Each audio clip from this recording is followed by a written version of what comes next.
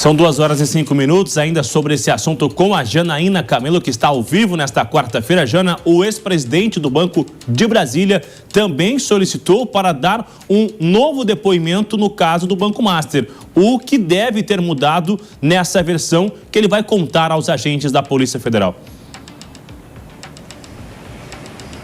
Pois é, olha só o que a defesa de Paulo Henrique Costa argumenta sobre isso. Bruno diz que fez esse pedido de um depoimento naquele dia que Paulo Henrique Costa fez uma cariação junto com o Daniel Porcaro lá no STF no final do ano passado. Uma cariação que foi por determinação do ministro Dias Toffoli, que estava com o caso até então.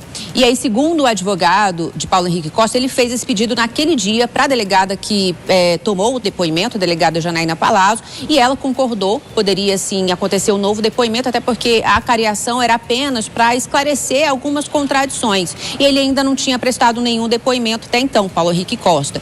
O único depoimento que ele prestou até agora nessa investigação foi na acariação. Então ele quer um depoimento de fato para que ele conte todo o seu relato ali, esclareça algumas questões. Segundo o advogado, é apenas para ele esclarecer algumas questões que ele diz ser importante. Ainda não tem uma data desse depoimento, tá, Bruno? Nem se a gente ainda está apurando se seria uma oitiva marcada apenas pela Polícia Federal, se apenas uma determinação da Polícia Federal já poderia marcar, ou se deveria ter um pedido mais formal do ministro do caso, que é o ministro André Mendonça. Bruno. Vamos repercutir então com os nossos comentaristas. Janaína Camelo, obrigado pelas informações. Já voltaremos a conversar. Quero ouvir Mano Ferreira, sua análise sobre esta solicitação para um novo depoimento. Isso aconteceu muito na investigação do 8 de janeiro com o ex-ajudante de ordens, o Mauro Cid. Eles alinhavam ali um discurso com os advogados ou tinha uma alteração e solicitavam um novo depoimento. E agora, o que aguardar? Uma nova revelação ou retirar uma informação?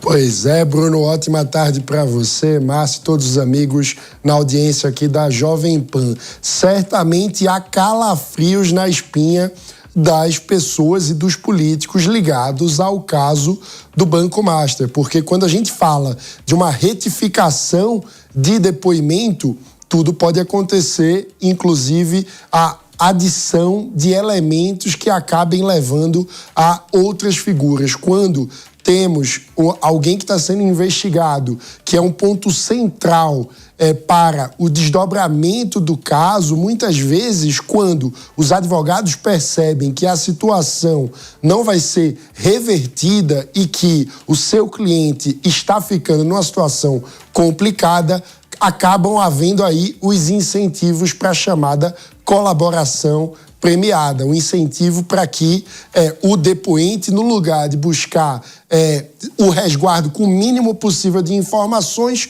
mude de estratégia e passe a colaborar com as autoridades. E aí a gente sabe os calafrios em Brasília, mas também em outros estados do Brasil que estão conectados às ramificações do caso Master, vão atingindo cada vez mais gente poderosa na República.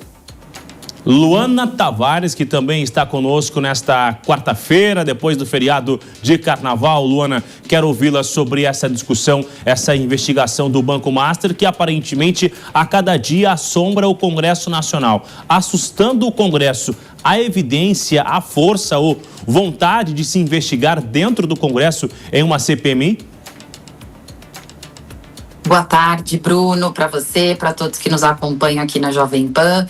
Olha, essa vontade, Bruno, com certeza parte de um grupo de políticos, de representantes que estão dentro do Congresso. Alguns já se mobilizaram para fazer o pedido de CPMI, outros assinaram para que essa CPMI seja instalada. Isso, sem dúvida, tem uma corrente, um grupo que pressiona muito, né? Inclusive, o senador Alessandro Vieira tem sido um grande líder dessa condução dentro do Senado, Adriana Ventura na Câmara dos Deputados, por exemplo, só para citar alguns nomes. Porém, a gente vê também uma condução um pouco mais discreta ou passiva, assim por dizer, de outros parlamentares. Isso também acontece devido à extensão desse caso. A gente já viu aqui, né, de um problema que partiu isolado, ligado a um uma instituição específica que é o Banco Master, que revelou uma questão sistêmica no sistema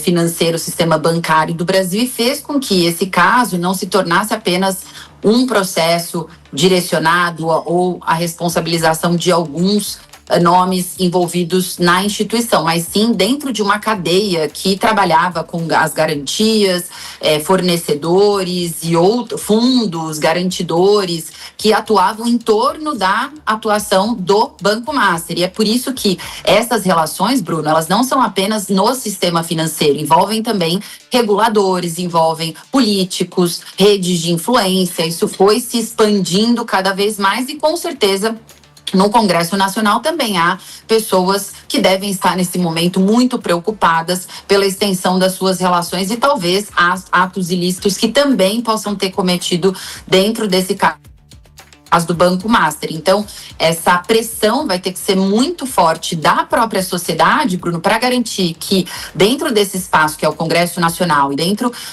dos espaços onde a gente pode mobilizar para que haja uma efetiva apuração dos fatos, com transparência, com mais clareza, né? As pessoas, são tantos nomes, Bruno, pra você ter ideia, eu levantei aqui, são mais de 20 nomes que já foram divulgados de pessoas envolvidas nessa cadeia que foi se criando, se abrindo, se desdobrando com o caso do Banco Master. Então, cabe à sociedade se mobilizar para que pressione aí os congressistas e aqueles que têm por dever buscar esses esclarecimentos para que não passe impune.